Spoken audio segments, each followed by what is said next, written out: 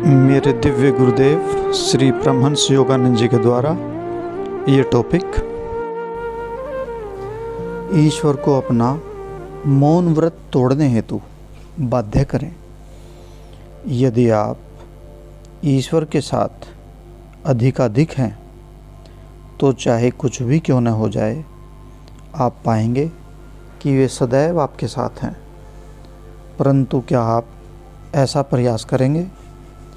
प्रारंभ में मेरा मन प्रतिदिन यह कहा करता था, तुम ईश्वर को नहीं जान सकोगे, केवल कुछ महात्मा ऐसा कर सके हैं। तब मैं विचार करता था, यदि ईश्वर केवल उन पर कृपा करते हैं तो परमात्मा पक्षपाती हैं।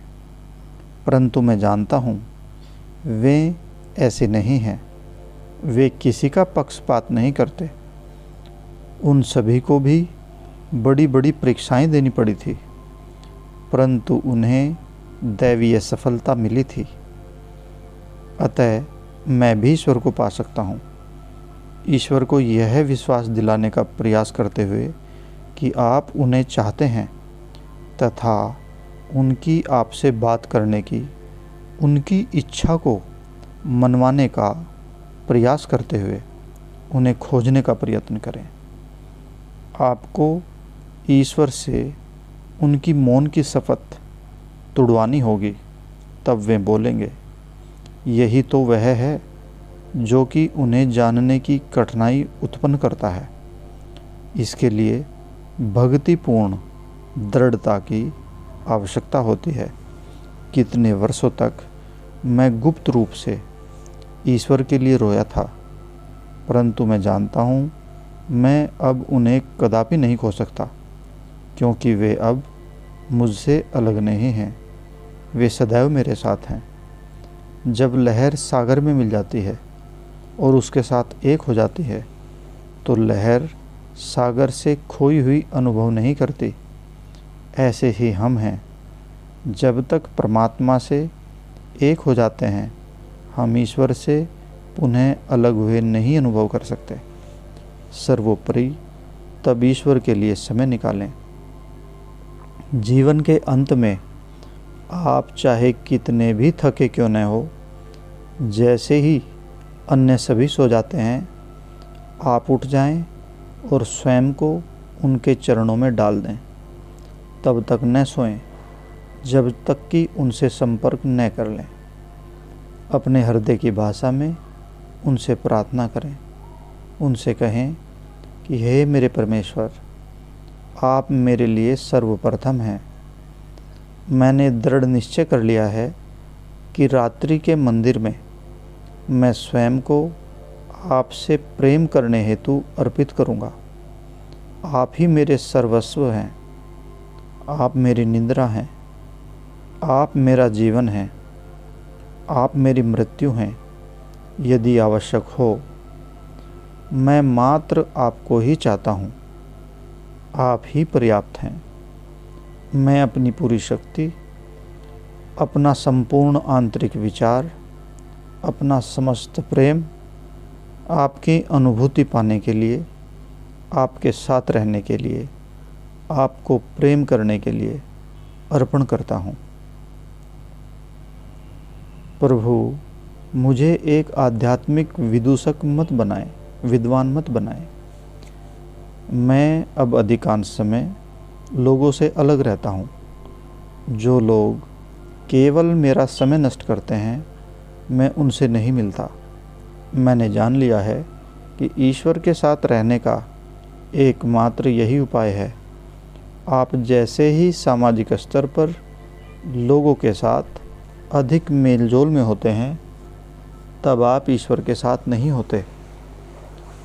मैं सभी प्रकार के निमंत्रणों को स्वीकार कर लिया करता था, परंतु अब मैंने ऐसा करना छोड़ दिया है।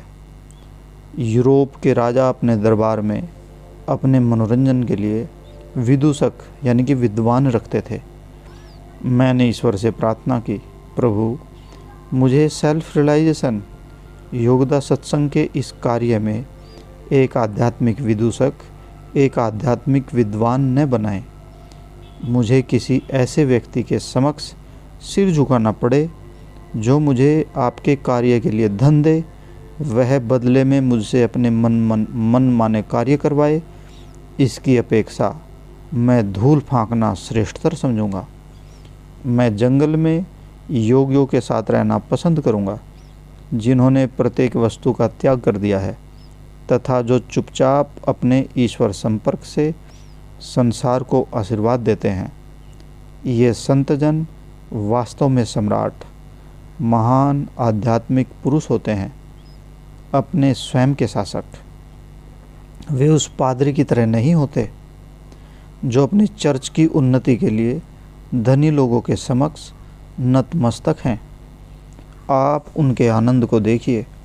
ऐसी संतुष्टि, शांति एवं परमानंद, यह सभी कुछ भौतिक उपलब्धियों से प्राप्त नहीं होता, अपितु ब्रह्मांडीय चेतना को विकसित करने हेतु इच्छा शक्ति के प्रयोग द्वारा पाया जाता है। अर्थात वह चेतना जो ईश्वर से एक है। इन योगियों की भांति मुक्त रहें, ईश्वर के साथ रहें, ताकि जब जीवन आपको ठुकराने की चेष्टा करे तो आप उसका उपहास कर सकें। मेरा जीवन समाप्त हो गया है। मैं जो करना चाहता था उसे कर चुका हूँ, परंतु एक वस्तु कभी समाप्त नहीं होगी, ईश्वर के लिए मेरा प्रेम। यह मेरी आत्मा के पवित्र गुप्त कक्ष में शाश्वत आनंद होगा। मैं अपने लिए कार्य नहीं कर सका, परंतु ईश्वर के लिए कार्य करना तथा दूसरों की सहायता करना पसंद करता हूँ। ईश्वर के लिए सफलता पाने में मुझे महान आनंद मिलता है। तनिक सोचिए कि आपके मस्तिष्क का छोटा सा विचार कार्य रूप में प्रेरित होकर लोगों को आनंद प्रदान करने और समय रूपी रेत पर पदचिन्ह छोड़ने के लिए अद्भुत कार्य कर सकता है। ईश्वर का ध्यान करें और दूसरों को इस सेल्फ रियलाइजेशन फेलोशिप योगदास सत्संग सोसाइटी ऑफ इंडिया के मार्ग पर आकर्षित करें। यही आपके करने योग्य सबसे बड़ी सेवा है, ईश्वर को प्रसन्न करने का आनंद। ये मेरे सर्वाधिक सुखी दिन है। मैं दो कारणों से प्रसन्न हूँ। मैं ईश्वर को प्रसन्न कर सका हूँ और अपने गुरु स्वामी श्री युक्तेश्वर जी को दिए गए वचन को पूर्ण करने में सक्षम हो चुका हूँ, अर्थात सेल्फ रियलाइजेशन फेलोशिप योगदास सत्संग सोसाइटी ऑफ इंडिया के इस कार्य को स्थापित करके क्रिया योग के संदेश को प्रसारित करना। बुरी शक्तियों ने मुझे सदैव युद्ध के लिए ललकारा, परंतु ईश्वर ने उन सभी को नष्ट कर दिया। यह कार्य निरंतर आगे बढ़ता जा रहा है। प्रतिदिन मैं कहता हूँ, प्रभु मेरे सभी सपन पूरे हो चुके हैं। अब तो मैं केवल एक बात जानता हूँ और वह है आपके लिए मेरा प्रेम। ऐसा अद्भुत है ईश्वर का आनंद। जीने के लिए अब और कुछ नहीं रह गया है। भारत में सैकड़ों युवा ईश्वर के लिए लालायित हैं, जैसे कि यहाँ सैकड़ों युवा शक्ति एवं धन के लिए।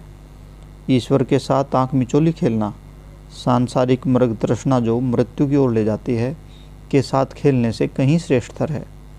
मृत्यु का अर्थ है भ्रम से मुक्ति। यही वह बिंदु है जब आप पराजय स्वीकार कर लेते हैं और प्रयास छोड़ देते हैं।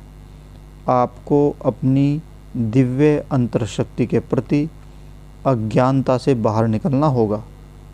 भगवान कहते हैं, अब आ जाओ, अज्ञान के मकबरे में अपना पुनरुत्थान करो।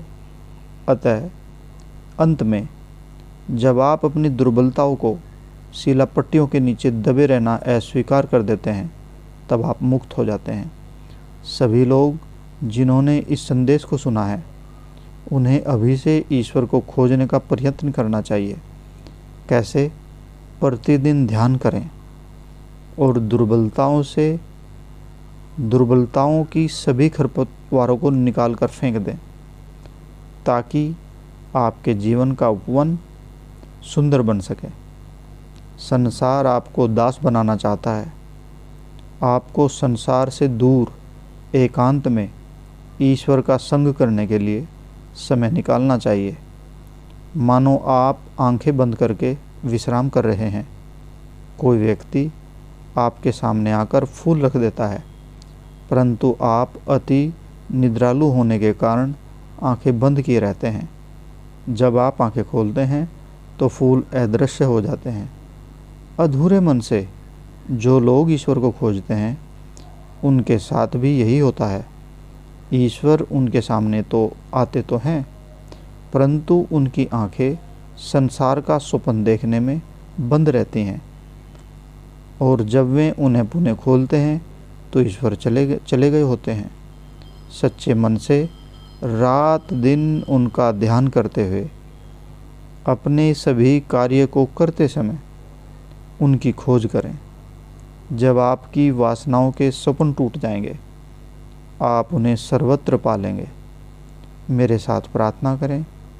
हे परमपिता, मुझे आशीर्वाद दें कि मैं अपने भीतर विद्यमान सफलता एवं आध्यात्मिक शक्ति के बीजों को विकसित कर सकूं और उन्हें मैं आपको प्रसन्न करने के लिए प्रयोग करूं, जिन्हें मैं आपके सभी उपहारों से अधिक प्रेम करता हूं।